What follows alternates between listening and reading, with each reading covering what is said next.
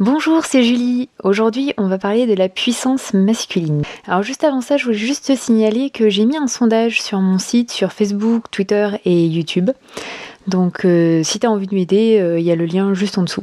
Donc aujourd'hui, je voulais parler de ce problème qu'il y a avec l'expression de la puissance masculine dans notre société. Moi, ce que je vois beaucoup autour de moi, ce sont des hommes qui sont trop soumis, trop obéissants. C'est-à-dire dans le sens où au final, ils sont pas eux-mêmes. Je veux dire, bon voilà, respecter la loi ou des trucs comme ça, c'est autre chose que d'être systématiquement trop soumis, enfin notamment dans les couples. Moi je le vois beaucoup dans les couples. On a vraiment, enfin moi c'est l'impression que ça me donne de voir des petits garçons qui disent oui à leur maman quoi, alors que leur maman dans le contexte c'est leur compagne quoi, leur épouse ou peu importe. Et ça me fait mal au cœur de voir ça parce que un homme qui exprime sa puissance, c'est vachement beau. Mais le problème, c'est que on n'a pas vraiment de modèle de ça dans notre société. Du coup, les hommes, le seul modèle qu'ils ont et qu'ils veulent surtout pas, auquel ils veulent surtout pas ressembler, c'est les générations à peu près de leurs grands-pères, on va dire, où là, les hommes, c'était juste des machos, quoi, parce que c'était la norme sociale, tout le monde faisait comme ça paraissait normal. Entre guillemets, hein, tout le monde n'était pas comme ça non plus, mais c'était quand même la tendance générale, et ils veulent tellement pas ressembler à ça, qu'ils en deviennent vraiment mous, mais dans le sens pas eux-mêmes, quoi. Il y a des gens qui peuvent être calmes, ou placides, ou quoi, parce que c'est leur caractère.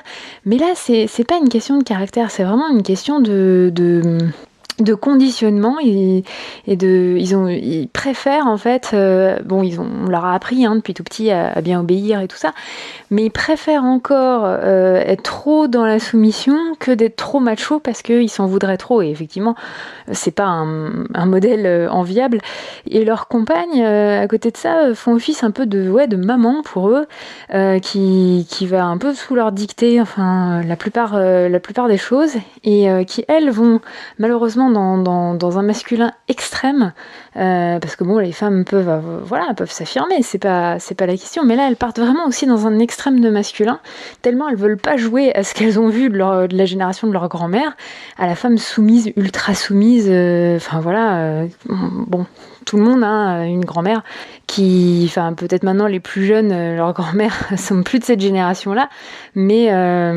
les générations d'avant où les femmes, c'était vraiment, elles avaient quasiment aucun droit, aucun choix. C'était soumets-toi ou tu seras toute seule à la rue et complètement exclue socialement en plus, parce que c'était voilà, si on n'était pas mariés, c'est vraiment la déchéance sociale, quoi. Donc du coup, on a d'un côté des hommes qui ont trop peur d'être dominants, comme des générations précédentes, et des femmes qui ont trop peur d'être dominées. Et chacun part dans des extrêmes, en fait, qui sont pas eux, qui correspondent pas, en fait, à ce qu'ils sont réellement, mais plutôt en réaction à une image de ce qu'ils veulent pas être, en fait. Et du coup, c'est pas mieux que de coller à cette image-là, dans le sens où ils sont pas eux-mêmes. Parce que s'ils étaient machos, ils seraient pas eux-mêmes, et s'ils sont à l'autre bout complètement de la soumission, ils sont pas eux-mêmes non plus. Pareil pour les femmes. Donc c'est ça que moi je constate et que je trouve vraiment dommage, et qui sont des réactions au passé, et qui sont probablement dues beaucoup à la façon dont on a été élevé. Donc soit on y correspond, soit on va dans l'extrême inverse, mais dans tous les cas, c'est pas nous-mêmes, quoi. Et je trouve ça vraiment, vraiment regrettable. En plus, il y a une confusion dans notre société entre la puissance, l'agressivité et la colère. La colère est extrêmement mal vue, alors surtout pour les femmes, parce que alors, une femme qui est en colère, tout de suite on va taxer d'hystérique, machin, elle n'a pas le droit. Hein. Ça, c'est dans l'éducation. Quasiment toutes les femmes sont élevées comme ça dans notre société. C'est pas dit explicitement. Il n'y a pas un jour ta mère ou ton père qui t'explique que t'es une femme, t'as pas le droit de te mettre en colère parce que sinon tu seras traitée d'hystérique. Par contre, si tu le fais tout de suite, alors là tu vas bien le sentir, quoi. Si à un moment t'exprimes la colère, c'est bon. Bon, pour les mecs, c'est pas beaucoup mieux, hein. Ils ont pas le droit de pleurer. Sinon, c'est des lavettes, des machins, des trucs. Bon, c'est pas beaucoup mieux, c'est juste différent. Voilà, c'est un dressage un peu différent, qui est vraiment pas dit, c'est vraiment tacite, quoi. Il y a pas un moment où on dit ça clairement, mais par contre tout le monde le sent très bien et tout le monde le maintient très bien sans même vraiment se rendre compte, en fait. Et c'est peut-être parce qu'on s'en rend pas compte que ça continue en fait. Et donc cette confusion entre la puissance, l'agressivité et la colère est vraiment dommage parce qu'il y a une sorte d'amalgame entre tout ça en fait, comme si c'était la même chose. Alors que la colère, souvent, est très mal comprise. La colère, on a l'impression, oui, que ça va être de l'agressivité. Alors qu'en fait, la colère, c'est juste un signal qu'on ne s'est pas respecté sur un point, en fait. C'est juste ça, c'est juste comme un voyant sur le tableau de bord d'une voiture. Ça nous signale qu'il y a un truc qui cloche. Et le truc qui cloche, c'est à nous de le trouver. Il y a un domaine où on ne s'est pas respecté et du coup, on ressent cette colère qui est juste un signal, en fait.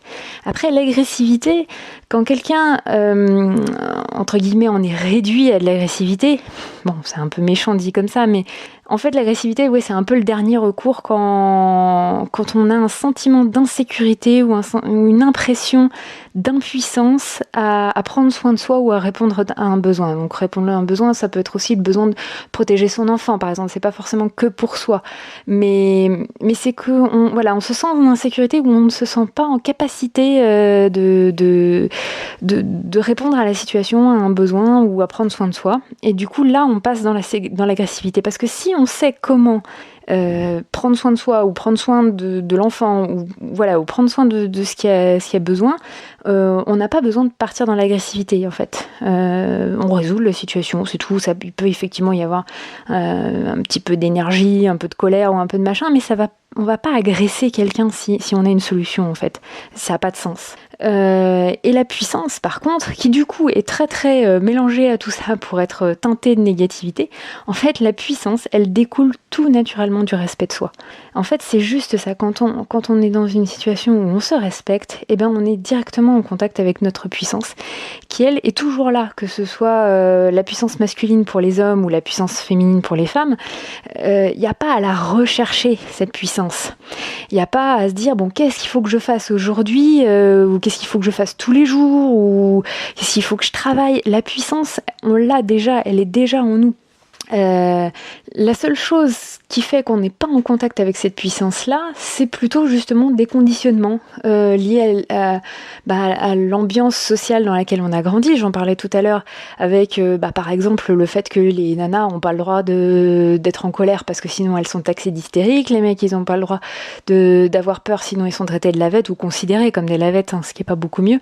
C'est toute une attitude après qui se développe autour, et du coup, il y a tout ce formatage en fait social. Il y a aussi l'obéissance aveugle qu'on a depuis notre enfance. On nous a conditionnés à obéir aveuglément, même si un adulte disait quelque chose de complètement faux. Non, l'adulte il a raison, il a plus de pouvoir que toi, donc tu te tais et t'obéis quoi. Et ça, on en a pris l'habitude, ça a perduré par la suite, même ado, même adulte.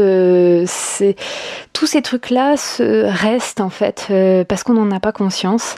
Et en fait, c'est plutôt de prendre conscience et d'enlever toutes ces couches de conditionnement qui soient familiaux, qui soient liés à la société.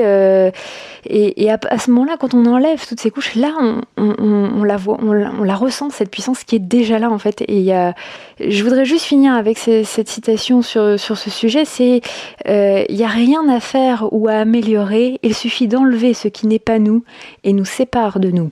Donc voilà, moi j'aime bien cette phrase. Il n'y a rien à faire ou à améliorer, il suffit d'enlever ce qui n'est pas nous et qui nous sépare de nous. Donc voilà, comme je te le disais tout à l'heure, il y a un sondage qui est dispo maintenant. En fait, il est là pour m'aider à mieux te connaître et à faire des contenus qui te correspondent vraiment. Donc si tu as envie de m'aider, le formulaire est dispo dans le lien en dessous. Il y a moins de 10 questions, c'est vraiment super rapide. Et voilà, donc je te remercie d'avance, je te remercie d'avoir écouté ce podcast. Je te dis à très bientôt, salut!